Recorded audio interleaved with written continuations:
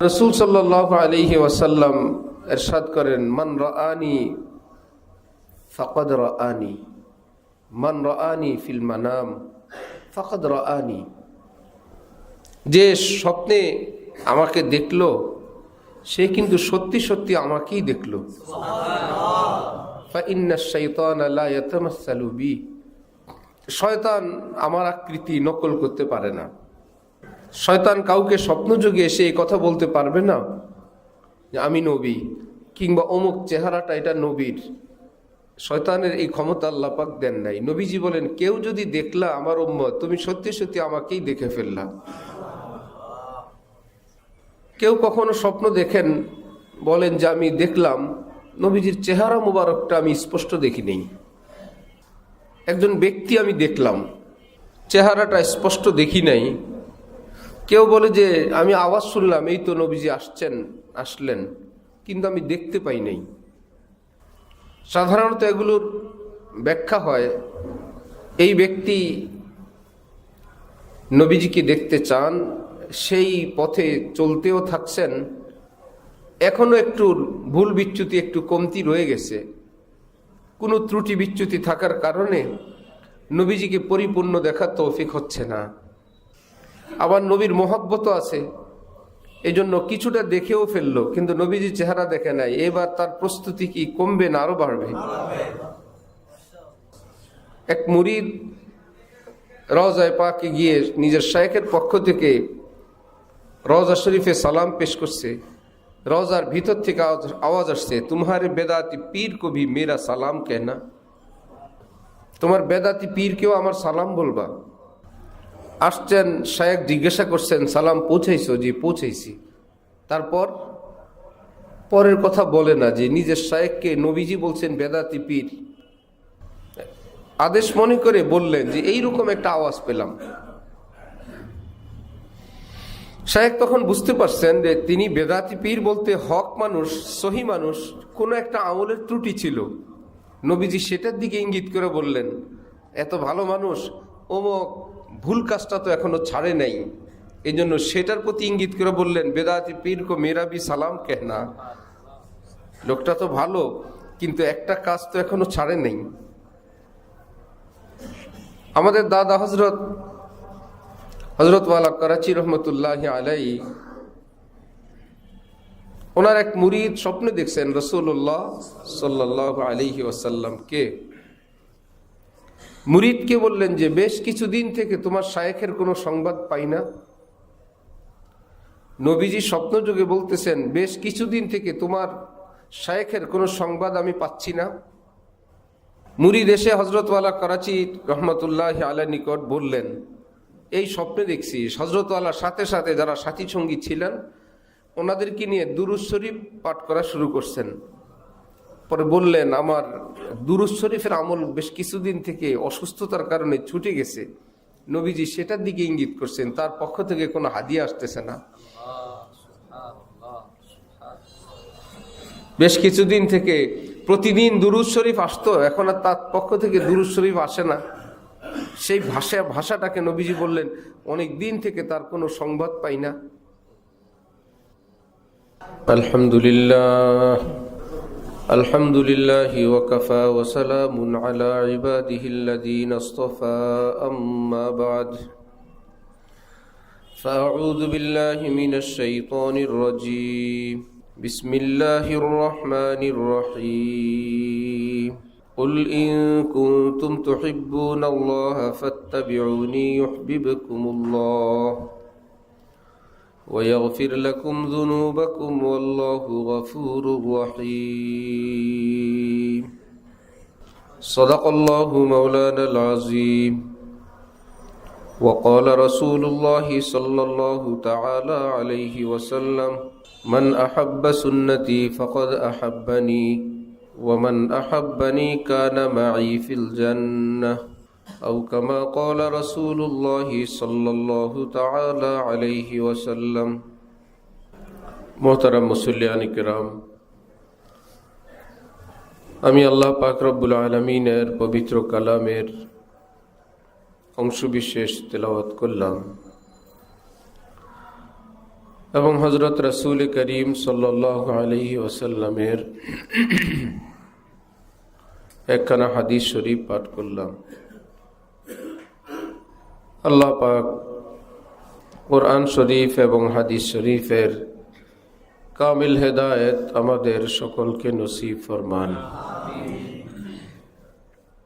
কোরআনে পাক এবং হাদিসে পাকের নূরে আমাদের জীবনকে সুন্দর করা তৌফিক দান করেন। হযরত হাকিমুল উম্মত মুজাদ্দিদ মিল্লাত মাওলানা আশরাফ আলী থানভী নওয়ারাল্লাহু মারকাদাহু বলতেন, সকল মুমিনের উপর রাসূল সাল্লাল্লাহু আলাইহি ওয়াসাল্লামের একটি হক হইল, সকল মুসলমান মনে মনে এই কামনা বাসনা লালন করবেন যে হায় আমি যদি আমার রাসূল সাল্লাল্লাহু আলাইহি ওয়াসাল্লামকে স্বপ্নে দেখতে পেতাম। এইরকম একটি কামনা বাসনা মনে মনে লালন করবেন, যদি আমি নবীজিকে দেখতে পাইতাম। কিভাবে দেখতে পাবো? কি করলে দেখতে পাবো? এত পবিত্র কামনা, এত পবিত্র চিন্তা, এই এক চিন্তায় একজন মানুষের চরিত্র সুন্দর হয়, জীবনও সুন্দর হয়। দিনভর যখন এই কল্পনা করবে আমি আমার নবীজিকে স্বপ্নে দেখতে চাই, স্বপ্নে দেখার মতন জীবন যাপন করবে। সাধারণত রাতে মানুষ ঘুমায়, দিনভর সেই কাজটাই করবে, রাতে যেন স্বপ্নে দেখতে পারে। তাহলে দিনের কর্মগুলো সুন্দর হবে। আমি যেন আমার নবীকে দেখতে পাই। কখনো সে দান করবে, মনে মনে ভাববে আল্লাহ এই উসিলায় নবীজিকে স্বপ্নে দেখেন। ওযুটা সুন্দর করে করবে, আল্লাহ নবীজির সুন্নত মোতাবেক আমি আমল করতেছি, আপনি নবীকে দেখার তৌফিক দিয়েন। কারো জুলুম অত্যাচার সে ক্ষমা করে দিচ্ছে, আল্লাহ এই উসিলা আপনি আমাকে এই উপহারটা দিয়েন। বিভিন্নভাবে এমন এক পবিত্র চিন্তা যে নবীজিকে স্বপ্নে দেখার কামনা বাসনা, এ এক কামনাই মানুষকে সুন্দর মানুষ হবার জন্য অনেকটা সহায়ক, অনেকটা উপকারী হবে। আল্লাহ পাক আমাদের সকলকে তৌফিক দান করেন। আর রাসূল সাল্লাল্লাহু আলাইহি ওয়াসাল্লাম ইরশাদ করেন, মান রাআনি ফাকাদ রাআনি, মান রাআনি ফিল মানাম ফাকাদ রাআনি। যে স্বপ্নে আমাকে দেখলো সে কিন্তু সত্যি সত্যি আমাকেই দেখলো। ফাইন্নাশ শাইতানা লা ইয়াতামাসসালু বি, শয়তান আমার আকৃতি নকল করতে পারে না। শয়তান কাউকে স্বপ্নযোগে এসে এই কথা বলতে পারবে না যে আমি নবী, কিংবা অমুক চেহারাটা এটা নবীর। শয়তানের এই ক্ষমতা আল্লাহ পাক দেন নাই। নবীজি বলেন, কেউ যদি দেখলা আমার উম্মত, তুমি সত্যি সত্যি আমাকেই দেখে ফেললা। কেউ কখনো স্বপ্ন দেখেন, বলেন যে আমি দেখলাম নবীজির চেহারা মুবারকটা আমি স্পষ্ট দেখি নেই। একজন ব্যক্তি আমি দেখলাম, চেহারাটা স্পষ্ট দেখি নাই। কেউ বলে যে আমি আওয়াজ শুনলাম, এই তো নবীজি আসলেন, কিন্তু আমি দেখতে পাই নাই। সাধারণত এগুলোর ব্যাখ্যা হয়, এই ব্যক্তি নবীজিকে দেখতে চান, সেই পথে চলতেও থাকছেন, এখনো একটু ভুল বিচ্যুতি, একটু কমতি রয়ে গেছে। কোনো ত্রুটি বিচ্যুতি থাকার কারণে নবীজিকে পরিপূর্ণ দেখার তৌফিক হচ্ছে না। আবার নবীর মহব্বতও আছে, এই জন্য কিছুটা দেখেও ফেললো, কিন্তু নবীজির চেহারা দেখে নাই। এবার তার প্রস্তুতি কি কমবে না আরো বাড়বে? এক মুরিদ রওজায়ে পাকে গিয়ে নিজের শায়েখের পক্ষ থেকে রওজা শরীফে সালাম পেশ করছে। রওজার ভিতর থেকে আওয়াজ আসছে, তোমারে বেদাতি পীর কো ভি মেরা সালাম কেনা, তোমার বেদাতি পীরকেও আমার সালাম বলবা। আসছেন শায়েখ, জিজ্ঞাসা করছেন সালাম পৌঁছাইছো? জি পৌঁছাইছি। তারপর পরের কথা বলে না যে নিজের শায়েখকে নবীজি বলছেন বেদাতি পীর। আদেশ মনে করে বললেন যে এইরকম একটা আওয়াজ পেলাম। শায়েখ তখন বুঝতে পারছেন যে তিনি বেদাতি পীর বলতে হক মানুষ, সহি মানুষ, কোনো একটা আমলের ত্রুটি ছিল। নবীজি সেটার দিকে ইঙ্গিত করে বললেন, এত ভালো মানুষ, অমুক ভুল কাজটা তো এখনো ছাড়ে নাই, এই জন্য সেটার প্রতি ইঙ্গিত করে বললেন, বেদাতি পীর কো মেরা ভি সালাম কেহনা।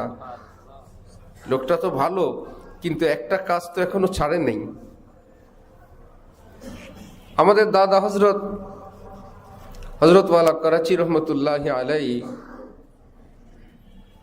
ওনার এক মুরিদ স্বপ্নে দেখছেন রাসূলুল্লাহ সাল্লাল্লাহু আলাইহি ওয়াসাল্লামকে। মুরিদকে বললেন যে, বেশ কিছুদিন থেকে তোমার শায়েখের কোনো সংবাদ পাই না। নবীজি স্বপ্নযোগে বলতেছেন, বেশ কিছুদিন থেকে তোমার শায়েখের কোনো সংবাদ আমি পাচ্ছি না।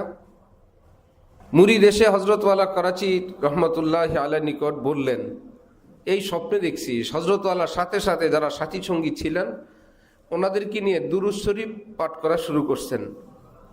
পরে বললেন, আমার দুরূদ শরীফের আমল বেশ কিছুদিন থেকে অসুস্থতার কারণে ছুটে গেছে। নবীজি সেটার দিকে ইঙ্গিত করছেন, তার পক্ষ থেকে কোনো হাদিয়া আসতেছে না। বেশ কিছুদিন থেকে প্রতিদিন দুরূদ শরীফ আসতো, এখন আর তার পক্ষ থেকে দুরূদ শরীফ আসে না।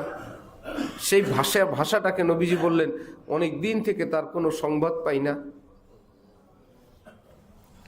এই জন্য সারা পৃথিবীর সকল হক্কানি আলেম ওলামা, যারা ওলামায়ে দেওবন্দ, বিশেষ করে এই কাসেম নানুতুবি, এই ইমাম রব্বানি গঙ্গুহি, এই হাকিমুল উম্মত আশরাফ আলী থানভী, এই আনোয়ার শাহ কাশ্মীরি, এই শেখুল হাদিস জাকারিয়া, এই হজরত খলিল আহমদ সাহারানপুরি, এই কাসেম নানুতুবি, এই হুসাইন আহমদ মাদানী, এই মুফতি শফি, এই আথার আলী, হাফিজজি, পীরজি, সদরজি, এক একজন মানুষ নক্ষত্রের মতন। তারা সকলের আকীদায়, শাহ ওলিউল্লাহ মুহাদ্দিস দেহলভী, অনেক পিছনে গেলাম, ইমাম গজালি, তাদের সকলের ফতোয়া পুরো পৃথিবীর সকল হক্কানি আলেমদের।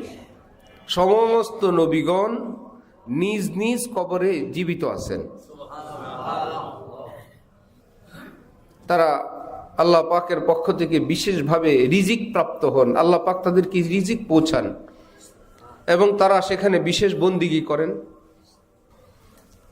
তারই ধারাবাহিকতায় কেউ যদি রওজায়ে পাকে নবীজির দরবারে সালাম পেশ করেন, নবীজি সেটা ভিতর থেকে স্পষ্ট শুনতে পান এবং তিনি ভিতর থেকে জবাব দেন। টাকা পয়সা থাকলে একটু সালাম দিয়ে আসেন গিয়ে, যে নবীজিকে একটা সালাম দিব, আর তিনি নিজ কানে আমার সালামটা শুনবেন, জবাব দিবেন। মানুষ কত বোকা হয়, কয়েকটা টাকা হইলে সিঙ্গাপুর যায়, থাইল্যান্ড যায়, ব্যাংকক যায়, ইন্ডিয়া যায়। আর এমনি ভিক্ষা করেও মদিনা যাওয়া উচিত, কারণ রওজায়ে পাকের মর্যাদা, যে রওজার ভিতরে নবীজি আছেন, পুরা পৃথিবীর সব কিছুর চেয়ে বেশি। এমনকি আল্লাহ পাকের ঘর কাবা, আল্লাহ পাকের আরশের চেয়ে রওজার দাম বেশি। সহজ থিওরি হইল, আল্লাহর পরে বড় কি আরশ না নবী? নবী কোথায়, আরশে না রওজায়? আল্লাহর পরে বড় তো আরশ না, আল্লাহর পরে বড় কে? নবী। তিনি কি আরশে না রওজায়? তিনি যেখানে, সেটাই দামি। ভিতরের আতর যদি হয় 1000 টাকার, বোতলের দামও 1000 টাকা। আতরের দাম যদি হয় 1,00,000 টাকা, বোতলের দামও কত? রওজার ভিতরে তো নবীজি আছেন। আল্লামা ইকবাল বলেন, আদব গাহে জেরে আসমা আজ আরশ নাজুকতর। আসমানের নিচে একটা কঠিন আদবের জায়গা আছে, আরশের চেয়েও আরো সূক্ষ্ম, আরো স্পর্শকাতর। নফস গুম কর দামি আয়াত জুনায়েদ বাইজিদ ইজা। এখানের আদব রক্ষা করার জন্য এই পৃথিবীতে যত বড় বড় অলি, আবদাল, গাউসরা, জুনায়েদ বাগদাদি, বাইজিদ বুস্তামিরা আসছেন, এখানের আদব রক্ষা করতে এসে এরা অনেক বেশি কাঁপতে থাকছেন, নাকে দম এসে গেছে। আল্লাহ রে, এখানের আদব রক্ষা করা আমাদের জন্য সম্ভব না। আমাদের হযরত ওয়ালা দামাত বারাকাতুহুম একবার মসজিদের নববীর দিকে হেঁটে যাচ্ছেন, তো কবিতার একটা লাইন হয়েছে, আমাকে বললেন এটা নোট করো। পরে আর এই কবিতাটা সম্পূর্ণ হয় নাই। যাবেন রওজার দিকে, তো অন্তরের ভীষণ শ্রদ্ধা ভক্তির আতিশয্যে তো হযরত আলা তখন বলছিলেন, হিম্মত কাহার হাঁটবে পায়ে, থাকতে মাথা সাথে। হে নবী, আপনার মদিনায় কি পা দিয়া হাঁটা যায়? মাথা আছে না সাথে? উচিত তো মাথা দিয়া হাঁটার।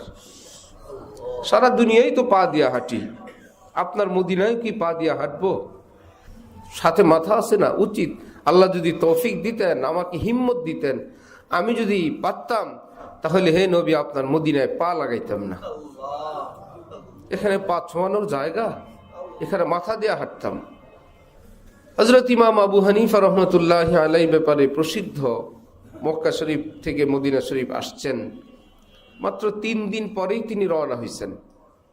সাথী সঙ্গীরা আজীবন ওনার অন্তরে নবীজির মহব্বত, ওনার কর্মকাণ্ডে দেখে মনে মনে ঠিক করে রাখছেন মদিনা জানি কতদিন থাকবেন। 3 দিন পরেই তিনি সাথীদেরকে বললেন যে ভাই আমি চললাম। ওনার সঙ্গে অনেকেই রওনা হইলেন। বেশ কিছু দূর গিয়ে এবার এক জায়গায় থামলেন, অজু ইস্তিনজা করলেন। কেউ বুঝতে পারে নাই। পরে ওনাকে জিজ্ঞাসা করা হলো, মাত্র 3 দিন মদিনায় থাকলেন, আমরা ভাবছি আপনি আরো কতদিন থাকবেন। বললেন যে ভাই আমারও ইচ্ছা ছিল, কিন্তু আমি আর টিকতে পারতেছিলাম না, আমি একবারও পেশাব পায়খানা করিনি। এই 3 দিনে আমি একবারও পেশাব পায়খানা করিনি, আমার সাহস হয় নাই, আর প্রেসারে চাপে আমি টিকতে পারি নাই। এই জন্য নবীজির মদিনার বাইরে চলে আসছি। তখন সাথীরা ভাবছেন আমরা যে এইভাবে ওনাকে ভাবছিলাম তার চেয়ে তো উনি অনেক ঊর্ধ্বে, বেশি থাকলেই হয় না, মহব্বতের সঙ্গে থাকছেন। বছর বছর থাকলেই কি, অন্তরে যদি সেরকম শ্রদ্ধা না থাকে। আর তিনি 3 দিন থাকলেন, তো কিভাবে থাকলেন? হযরত ইমাম মালিক রহমতুল্লাহ আলাইহি মদিনার বড় পাগল ছিলেন।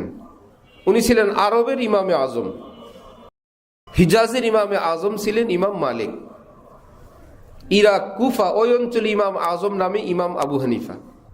ওই সময় ইমাম আজম বলতে দুজনকে ইমামে আজম বোঝানো হইতো। পরবর্তীতে ইমাম আবু হানিফার নামে এটা প্রসিদ্ধ হয়ে গেছে, বিশেষ করে আমাদের অঞ্চল। অনেক বড় হাদিসের কিতাব লিখছেন মুয়াত্তা ইমাম মালিক। যেই হাদিসের ব্যাখ্যা গ্রন্থ লিখছেন শেখুল হাদিস জাকারিয়া সাহেব রহমতুল্লাহ আলাইহি আউজাজুল মাসালিক। এত বড় 18 খণ্ড, অনেক বড় মানুষ পৃথিবীতে। অল্প বড় হইলে ওনাদের নাম মসজিদের নববীতে খোদাই করে লেখানো। মসজিদের নববীর গায়ে সাহাবাই কেরামের নাম বিভিন্ন জায়গায় গোল গোল করে লেখা। এর মধ্যে 4 ইমামের নামও লেখা, ইমামে আজম আবু হানিফা, ইমাম মালিক, ইমাম শাফি, ইমাম আহমদ ইবনে হাম্বল। পৃথিবী তাদেরকে কিভাবে বরণ করলে ওনাদের নামটা সেখানে যায়। থাকতেন মদিনায়। মদিনা থেকে তো মক্কা শরীফ আমাদের তুলনায় কাছে, অনেকের তুলনায় কাছে। চাইলে তো বারবার যেতে পারতেন। জীবনে হজ করছেন একবার। হযরত ইমাম মালিক হজ করছেন জীবনে মাত্র। কি ব্যাপার, উনি মদিনা শরীফ থেকে বের হতেন না। কারণ সুন্নত হলো যার যে এলাকায় মৃত্যু হয় ওখানে দাফন হয়ে যাওয়া সুন্নত। লাশ টানাটানি করা সুন্নতের খেলাফ। লাশ দিয়ে কি করবেন? কাছে এনে কি কেউ রাখতে পারে? কবরের নিচেই তো দেওয়া দেয়। তো কবরের উপরে মাটি রেখে কি হবে? এটা কবর, তো কবর কি হইল ভাই? কবর যদি হয় মদিনায়, এটা আমার আপনার বাঁশ ঝাড়ের কবরের চেয়ে উত্তম কবর না? কপাল এত খারাপের খারাপ, মদিনায় মৃত্যু হইলে লাশ দেশে নিয়ে আসে পুকুর পাড়ে কবর দেওয়ার জন্য। মক্কা শরীফে পাইতো জান্নাতুল মালা, জান্নাতুল মুআল্লা, সেই কবরস্থান পাইতো। সেটা না পাক, মক্কার কবর তো পাইতো। সেখান থেকে লাশ প্যাকেট করে 15 দিন 1 মাস পরে নিয়ে আসছে। কি ভাগ্য! আমাদের লাশটা আমাদের দেখা দরকার।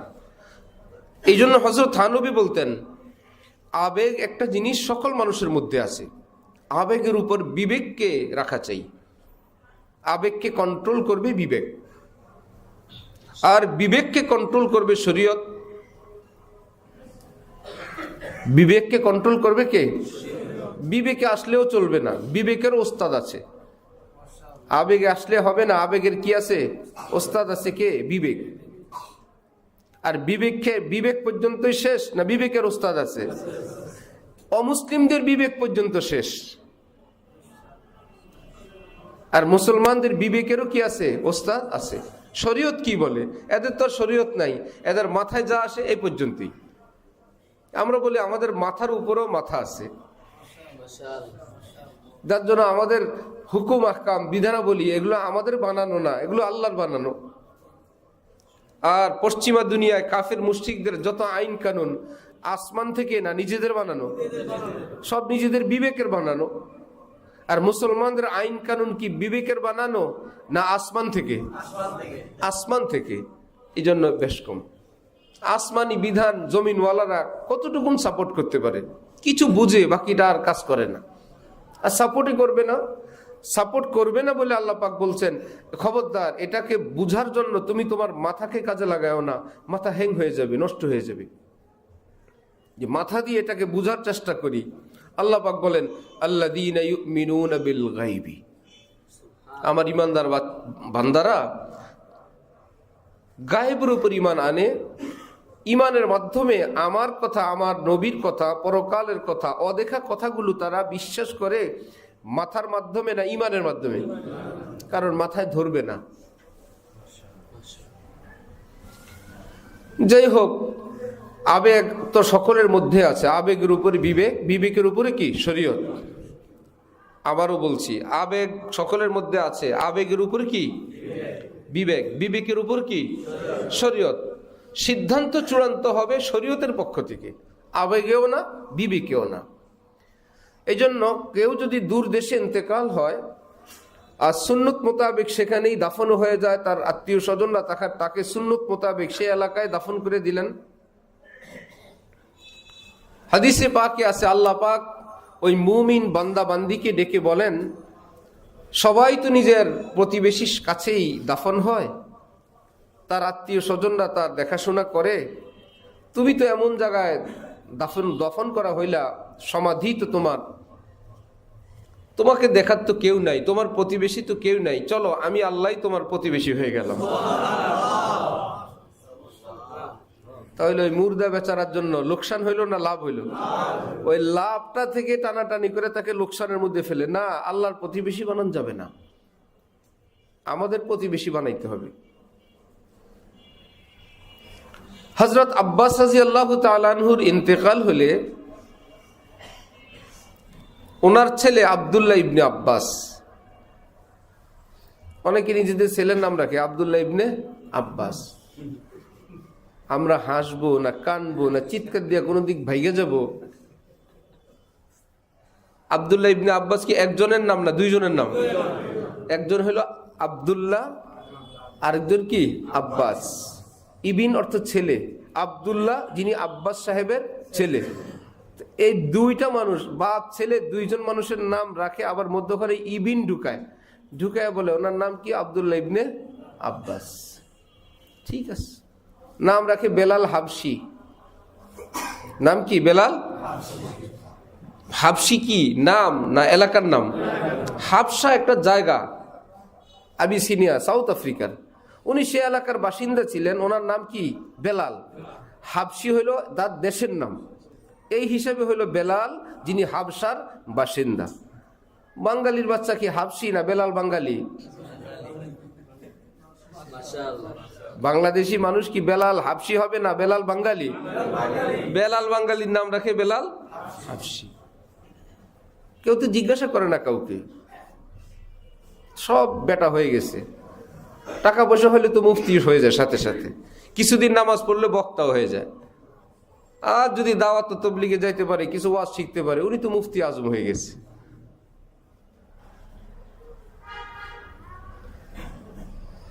তকি ওসমানী নাম ভালো লাগছে, ছেলের নাম রেখে দিছে তকি ওসমানী। ভাই জানা তো উচিত ওসমান কি। ওনার নাম তকি। ওনারা হযরত উসমান রাদিয়াল্লাহু তাআলা আনহুর বংশধর, সাহাবী হযরত উসমান রাদিয়াল্লাহু তাআলা আনহুর বংশধর। এই কারণে ওনারা ওসমানী। ওনার ভাই রফি ওসমানী, ওনার আব্বা শফি ওসমানী। ওসমানী কি নাম না বংশ? আপনি চৌধুরী সাহেব, পাদ্রী সাহেব, অমুক ফকির বাড়ি, অমুক ঠাকুর বাড়ির লোক, আপনি তকি ওসমানী হলেন কিভাবে? তকি ওসমানী ভালো লাগছে। ওই ভালো লাগতে লাগতে লাগতে লাগতে কি নাম রাখছে? তুকাস জীবান রাখছে না একজনে, কি ব্যাপার? বলে এতবার আল্লাহ বলছেন কোরআন শরীফে, নিশ্চয়ই এটা আল্লাহর কোনো পছন্দের কিছু। কি? ফাবিআইয়ি আলাই রাব্বিকুমা তুকাজ্জিবান নাম। আল্লাহ আল্লাহ আমাদেরকে বুঝ দান করেন। হযরত ইমাম মালিক রহমতুল্লাহি আলাইহি জীবনে হজ করছেন একবার। এই ভয়ে আমি যদি মদিনা ছেড়ে যাই, আমার যদি সেখানে মৃত্যু হয়ে যায়, তাহলে তো আমাকে আমার সাথী সঙ্গীরা, এবং সেই যুগ তো পবিত্র যুগ, আমার তো টানার হেসা করবে, আমাকে তো মদিনার কবর আমি পাবো না। এই জন্য হজ করে জলদি জলদি মদিনা এসে ঢুকছেন। ভাই, মৃত্যু হইলে আমার এখানেই হবে, এবং আল্লাহ পাক কবুলও করছেন। মদিনায় তার ইন্তেকাল হয়েছে, জান্নাতুল বাকিতে তার কবর। হযরত আব্দুল্লাহ ইবনে আব্বাস রাদিয়াল্লাহু তাআলা আনহু উনি বলেন, আমার আব্বা হযরত আব্বাসের ইন্তেকাল হলে বিভিন্ন জন আমাকে বিভিন্নভাবে সান্ত্বনা দিলেন, ভাই মৃত্যু একদিন আসেই, মৌত আল্লাহর হাতে, আল্লাহ যখন চান নিয়ে যাবেন, ইত্যাদি ইত্যাদি। উনি বলেন, গ্রাম থেকে একজন সাহাবী আসছেন, খুব সহজ সরল ভাষায় আমাকে বললে, রে আব্দুল্লাহ, কান্নাকাটি করো কেন? তোমার বাবা এতদিন তোমাদের কাছে ছিলেন, এখন আল্লাহর কাছে গেছেন। উনি তো ভালো জায়গায় গেছেন। হ্যাঁ, বাবা কি খারাপ জায়গায় গেল না ভালো জায়গায় গেল? তো তুমি বাবা ভালো জায়গায় গেলেন, এই জন্য কাঁদতে হয়? উনি বলেন, ভালো তো, আমরা ভাবতেছি বাবা কবরে চলে গেছেন, বাবা তো আল্লাহর কাছে গেছেন। হযরত নিজামউদ্দিন আউলিয়া রহমতুল্লাহি আলাইহির জানাজা যখন কবরের দিকে নেওয়া হচ্ছে, ওনার খাদেম পিছনে পিছনে দৌড়াইতেছেন। আমরা দুইজন একত্রে ছিলাম, আপনি আল্লাহর মহব্বতে ছটফট করতেন, আমি পাশে থাকতাম, দেখতাম। আজকে একা আপনি রওনা হইলেন আমাকে রাইখা, এত নিষ্ঠুরতা, এত নির্দয়তা, আপনি একা আমাকে রাইখেই চললেন। সর্বসি মিনারা বাসাহরা মি রবি সখ বেমেহরি কি বেমা মি রবি, কত না নিষ্ঠুরতা, আপনি আমাকে রেখে আজকে চললেন। আয় তামাশা গাহে আলম রোয়ে তু কুজা বহরে তামাশা মি রবি। কত মানুষ আপনাকে দেখতে আসে, আপনি আবার কাকে দেখতে রওনা হইলেন? আপনাকে দেখার জন্যই তো হাজারো মানুষ আসে, আপনি আবার কাকে দেখার জন্য রওনা হইলেন? হযরত থানবী লিখছেন, কাফনের কাপড়ে ভিতর থেকে শাহাদাত আঙ্গুল উপরের দিকে উঠছে, যে আমি আমার আল্লাহকে দেখার জন্য রওনা হয়েছি, আল্লাহর কাছে রওনা হয়েছে। তাহলে বান্দা মৃত্যু হয়ে গেলে কার কাছে যায়? হ্যাঁ, নেক বান্দা হইলে তো কপাল আর কপাল, গুনাহগার হইলে তো ভাই আতঙ্ক আর আতঙ্ক, ভয় আর ভয়।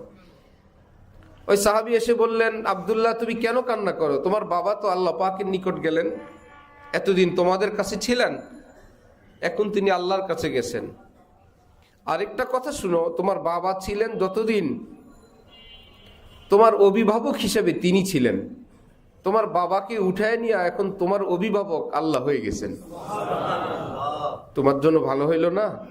তোমার অভিভাবক আল্লাহ হয়ে গেছেন, তোমার জন্য ভালো হইল, তোমার আব্বার জন্য ভালো হইল। তিনি বলেন, এই কথা শুনে আমার মনের যত কষ্ট ছিল সব দূর হয়ে গেছে। হাদিসে পাকে আছে, আল মাউতু তুহফাতুল মুমিন, মৃত্যু তো মুমিনের উপহার। মৌত একজন মুমিনের জন্য গিফট, আল্লাহ পাকের পক্ষ থেকে উপহার। বান্দা আসবা আমার নিকট, চলো তোমার জন্য উপহারের গাড়ি পাঠিয়ে দিলাম, এই গাড়িতে করে তুমি আমার কাছে আসো। এতদিন সেজদা করলে আমাকে দেখো নাই, এতদিন রুকু করো দেখো নাই, আমাকে ডাকো দেখো নাই, কবরে আসলে জান্নাতে গেলে আমাকে দেখতে পারবা। তাহলে তো এক কদম আগায় গেল। আমি আপনি এখনো দূরে আছি, যে কবরে চলে গেল সে এক ধাপ আগায় চলে গেছে, যে আল্লাহ পাককে দেখার জন্য একটা ধাপ তার শেষ হয়ে গেছে। আরেক হাদিস আছে, আল মাউতু জাসরুন ইউসিলুল হাবিব ইলাল হাবিব, মৃত্যু একটা ব্রিজ, যেই ব্রিজ বান্দাকে তার প্রিয় আল্লাহ পর্যন্ত পৌঁছায় দেয়।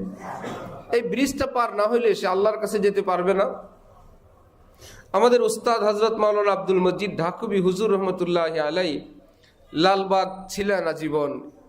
তিনি কেবল বলতেন, দোস্তজি আসলেন না? প্রশ্ন করা হইতো, কে আপনার দোস্ত? বলতেন, আজরাইল সাহেব। হযরতের কামরাঙ্গীচরের বাড়ি, ছেলেরা আছেন সেখানে, জামাইরা, বড় বড় আলেম সবাই, আল্লাহ ওনাদেরকে খায়ের, বরকত, আফিয়তের সঙ্গে খুব হায়াতে বরকত দান করেন। তো আজরাইল আপনার দোস্ত হয়? তিনি বলতেন, হ্যাঁ দোস্ত তো, উনি না আসলে তো আমি আমার আল্লাহর কাছে যেতে পারবো না, উনি তো আমাকে এখান থেকে নিয়ে আল্লাহর কাছে নিয়ে যাবেন। যিনি এত বড় উপকারটা করবেন তিনি কি আবার দোস্ত হয় না? দোস্ত আসলেই জিজ্ঞাসা করব, দোস্ত এত দেরি করলেন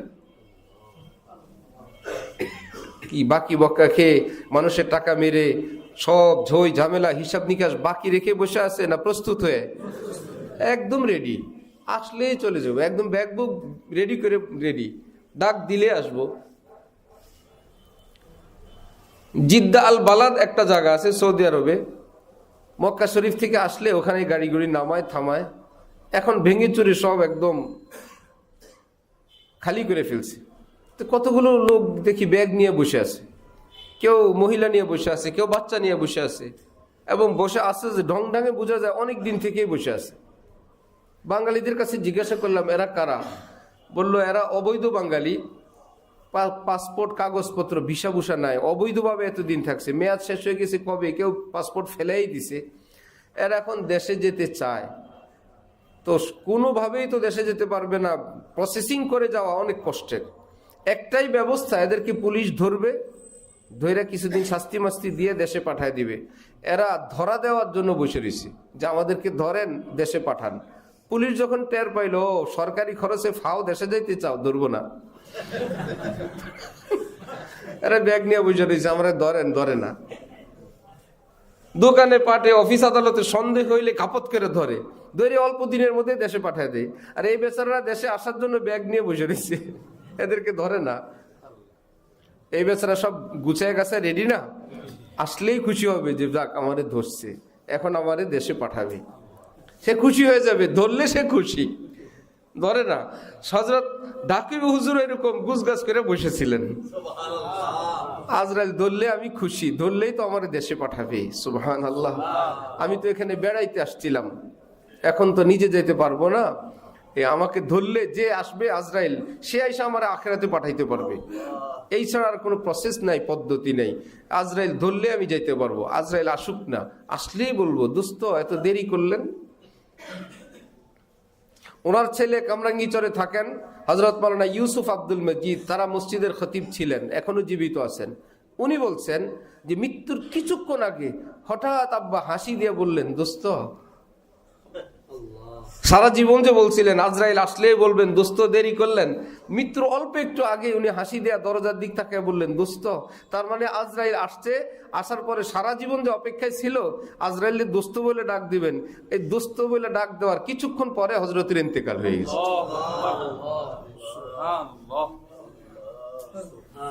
अल्लाह जो तुझ भी न जीने को कहते थे हम सो उसी आहद को हम वफा कर चले। হে আল্লাহ, বলছি না তোমারে ছাড়া বাঁচবো না, কবরে গেলেও তোমাকে সাথী নিয়েই যাব, সেই ওয়াদা পূরণ করেই রওনা হইলাম। যতদিন বেঁচে ছিলাম তোমাকে সাথী নিয়েই ছিলাম, আজকে কবরে যাচ্ছি আল্লাহ তোমার প্রেম ভালোবাসা নিয়েই কবরে রওনা হইলাম, একা থাকিও নাই, একা যাবও না। এই ট্রেনিংটা আমরা প্রতিদিন ঘুমের আগে দেই। আল্লাহুম্মা বিসমিকা আমুতু আহয়া, আল্লাহ জীবিত থাকলেও তোমাকে নিয়ে থাকি, মৃত্যুবরণ করলেও তোমাকে নিয়েই মরি। অর্থ হইল আল্লাহুম্মা বিসমিকা আমুতু, হে আল্লাহ তোমার নাম নিয়ে আমি এখন মৃত্যুবরণ করব। ঘুমের নাম হলো ছোট মৃত্যু, ছোট মৌত। আল্লাহ আমি এখন মরণ বরণ করব, কিন্তু এভাবে না, তোমার নাম নিয়ে, তোমাকে ছাড়া আমি মরবো না। যেটাকে আরেক ভাষায় আমার হযরত ওয়ালা ঢালকানগর তিনি বলেন যে বাচ্চারা, অনেক বাচ্চা মা ছাড়া ঘুমাবে না, কি জ্বালা, মা অনেক ব্যস্ত, শেষে মা আইসা এই কাজের মধ্যখানে একটা হাত দেন, বাচ্চার সঙ্গে একটু সঙ্গ দেন, 1 মিনিটের মধ্যে বাচ্চা ঘুমিয়ে যায়, ঘন্টা ঘন্টা ঘুমায় না। মা এসে একটু পাশে ঘুমাইলে কিংবা একটা হাত দিলে, মায়ের একটু পরশ পেলে বাচ্চা ঘুমে এসে গেছে। এবার মা বলে এটা কি, এটা এমন পাগলের পাগল, ঘুরতে থাকে, যতই ধমক দিবে সে ঘুমাবে না, মাকে লাগবে, এই ছাড়া সে ঘুমাবেই না। এখন বান্দা ঘুমাইতে ঘুমাইতে গিয়ে এখন বায়না ধরছে আমি আল্লাহরে ছাড়া ঘুমাবো না। সারাদিন সেজদা করলাম, আল্লাহর জন্য জিকির করলাম, হালালের উপর থাকলাম, আল্লাহরে পাবে কই? নবীজি বলেন যে আল্লাহরে পাবা না, আল্লাহর নামটা বুকে জড়ায় ঘুমিয়ে যাও। তখন বলে আল্লাহুম্মা বিসমিকা আমুতু ওয়া আহইয়া, আল্লাহ তোমাকে তো পাই না, তোমার নামটা জড়ায় আমি ঘুমিয়ে গেলাম। তো প্রতিদিন আমরা একটা ট্রেনিং দেই, হে প্রিয় আল্লাহ, তোমার মহব্বত নিয়ে আমি থাকবো, তোমার মহব্বত নিয়ে আমি বাঁচবো। আল্লাহ আমাদেরকে সেই জীবন অর্জনের তৌফিক দান করেন। তো মদিনা শরীফের মহব্বত, হযরত ইমাম মালিক রহমতুল্লাহ আলাই একবার গেলেন, ইমামে আজম আবু হানিফা রহমতুল্লাহ আলাই মদিনায় গেলেন, তো পেশাব পায়খানা না করে 3 দিন ছিলেন, তারপরে বের হয়ে তারপরে গিয়ে ইস্তেঞ্জা করলেন। যেন মদিনা এক কঠিন আদবের জায়গা, অনেক কঠিন। মানুষ মনে করে আমাদের অন্যান্য শহরের মতন একটা শহর। বিশ্বে হাফি ছিলেন এক ব্যক্তি, জীবনভর ছিল ভুলের উপর, নেশার উপরে। একদিন কোথাও যাওয়ার সময় রাস্তায় এক টুকরা কাগজ দেখলেন, কাগজটা উঠে দেখলেন এই কাগজের মধ্যে আল্লাহ পাকের নাম। খুব কষ্ট পাইলেন যে আমার আল্লাহর নাম এভাবে পড়া। সফর ক্যান্সেল করে দিলেন, বাড়িতে আসলেন, ওই কাগজটাকে পরিষ্কার পরিচ্ছন্ন করে তাকের উপর উঠে রাখলেন। আমাদের ঘরে তো তাক আছে, কিসের? পাতিলের, ডিনার সেটের, কাপ, পিরিজের, খেলনার, পুতুলের। এই খেলনাটা প্লাস্টিকের গাড়ি, সেটাকে যেভাবে রাখে সুকেসের মধ্যে, সেগুন কাঠের সুকেস বানায়া তালা দিয়ে, এর ভিতরে প্লাস্টিকের একটা গাড়ি, কেউ একটা রিক্সা, কেউ একটা ঠেলা গাড়ি, আসে না এগুলো? নাহলে কাপ হইলো, পিরিজ হইলো, হান্ডি হইলো, পাতিল হইলো, রাইস কুকার হইলো, যাই হইলো। কোরআন শরীফ ওই ঘরেই খোলা একটা তাকের মধ্যে সুকেসের উপরে ফেলানো, উপরে ধুলা বালি ময়লা। কোরআন শরীফের কোনো সুকেস নেই, কোরআনে পাকের জন্য গ্লাসওয়ালা কোনো বক্সও নেই, কোরআন শরীফের কোনো জামাও নেই। সেই জামা থাকলে সেটা ধোয়ার ব্যবস্থাও নেই। নিজের জামা আমরা ঠিকই ধুই, কোরআন শরীফকে জামাও দেই না, আর জামা দিলে সেটাকে আমরা পরিষ্কারও করি না। অথচ হাকিমুল উম্মত মাওলানা থানভী লিখছেন, কাবা ঘরের চেয়ে আল্লাহর কালামের দাম বেশি। কাবার চেয়ে আল্লাহর কালামের দাম কি? কাবার গিলাফের কত দাম, অথচ এর চাইতে বেশি দাম কোরআন শরীফের গিলাফের। সেটা আমার আপনার ঘরে অবহেলিত। আল্লাহ আমাদেরকে দিন বুঝার তৌফিক দান করেন। আমরা এতটা ক্ষতিগ্রস্ত, মনে যেন বোমা হামলা হইলে যেরকম ঘরের কিছুই থাকে না, জীবনের কিছুই থাকে না, সব তছনছ হয়ে যায়। কেউ যদি ক্ষত বিক্ষত হয়ে বেঁচে থাকে, সে যেমন দিন ইমানের দিক থেকে আমাদের জীবনটা ঠিক তেমন, কিছুই নেই, কিচ্ছু নেই, ধ্বংস বরবাদ হয়ে আছে। না আমল আছে, না আকীদা আছে, না চিন্তা চেতনা আছে, না সহি ব্যবসা বাণিজ্য আছে, না পারিবারিক জীবন আছে, না ছেলে সন্তান আছে, না মরণের চিন্তা আছে, কিচ্ছু নেই, সব ক্ষত বিক্ষত, প্রচন্ড অবস্থা। কোরআনে পাকের সুন্দর বক্সে রাখে এরকম ঘরই তো কম।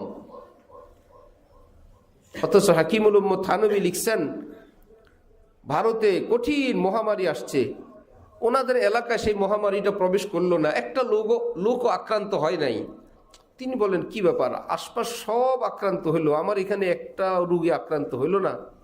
ও, তিনি বলেন আমি বুঝছি, আমি তখন নবীজির পবিত্র জীবনী নসরুত্তিব লিখতেছিলাম, আল্লাহ পাক এর উপর খুশি হয়ে আমার এই মহল্লাটাকে আল্লাহ হেফাজত করে দিয়েছেন।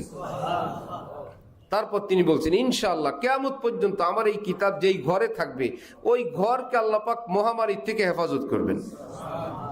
নবীজির পবিত্র জীবনী, নবী তো নবীজি, তার জীবনী যেখানে থাকে সেই ঘরও নিরাপদ। বিশ্বে হাফি ওই কাগজটা এনে তাকের উপর রাখলেন, খুশবু দিলেন, হেফাজত করলেন। আল্লাহ পাক তো দেখতেছিলেন, হোক না গান্দা নেশাওয়ালা লোক, আমার নামটাকে কত সম্মান করলো। ওই মদখোর বিশ্বে হাফিকে আল্লাহ পাক পৃথিবী বিখ্যাত আল্লাহর ওলি বানায় দিচ্ছেন। তোরে ছাড়বো না, তুমি আমার নামের ইজ্জত করলা। এখন বিশ্বে হাফি মদিনায় গেলেন, ইমাম আহমদ ইবনে হাম্বলের মজলিসে। ইমাম আহমদ ইবনে হাম্বল হলেন পৃথিবী বিখ্যাত এক মুহাদ্দিস, একটা মাযহাবের ইমাম। ওনাকে হাফিজুদ দুনিয়া বলা হইতো। পুরো পৃথিবীতে নবীজির যত হাদিস সব তিনি জানেন। অনেক বড় আলেম। ওনার মজলিসে বিশটা হাফি গেলে ইমাম আহমদ ইবনে হাম্বল দাঁড়ায় গেলেন, সম্মান করলেন। চলে যাওয়ার পর সাথীরা বলল, এ তো কয়েকদিন আগে মদখোর ছিল, তওবা করলো, এখন নেককার দিনদার হইছে। ইমাম আহমদ ইবনে হাম্বল বিনয় করে বললেন, আগের কথা ভুলে যাও, আগের দিন নাই। আল্লাহ পাক তাকে এমন কবুল করছেন, আমি কতগুলো কিতাব জানি, আমার সম্পর্ক কিতাবের সাথে, বিশ্বে হাফিজ সম্পর্ক আল্লাহর সাথে। আমি কিতাব পারি আর বিশ্বে হাফিজ আল্লাহর সঙ্গে অনেক ঘনিষ্ঠ সম্পর্ক, এই জন্য তাকে সম্মান করলাম। বিশ্বে হাফিজ মদিনায় জুতা দিয়ে হাঁটবে না, আমি নবীর মদিনায় জুতা পরবো না, কারণ ধুলাবালি তো নিঃশেষ হয় না, এক জায়গা থেকে আরেক জায়গায় যায়। যে উহুদ পাহাড় নবীর যুগে ছিল, সেটা তো এখনো নবীর যুগে, এর উপরে কোনো নতুন কিছু দেওয়া হয় নাই, কোনো আবরণ দেওয়া হয় নাই। তো নবীজির চোখ মুবারক পড়ছে অথবা নবীজির পা মুবারকের নিচে যেই ধুলা পড়ছে, এই ঘুরে ফিরে যদি মদিনায় থাকে, এ তো পচে না, গলে না, ঘুরে ফিরার মধ্যেই তো আছে, এক জায়গা থেকে আরেক জায়গায়। তো সেই বালু যদি আমার পায়ের নিচে, জুতার নিচে পড়ে, আমি পা দিয়ে হাঁটবো না, আমি খালি পায়ে হাঁটবো। এই জন্যই তো বলা হয় হাফি। বিশির নাম হাফি, মুশকিল।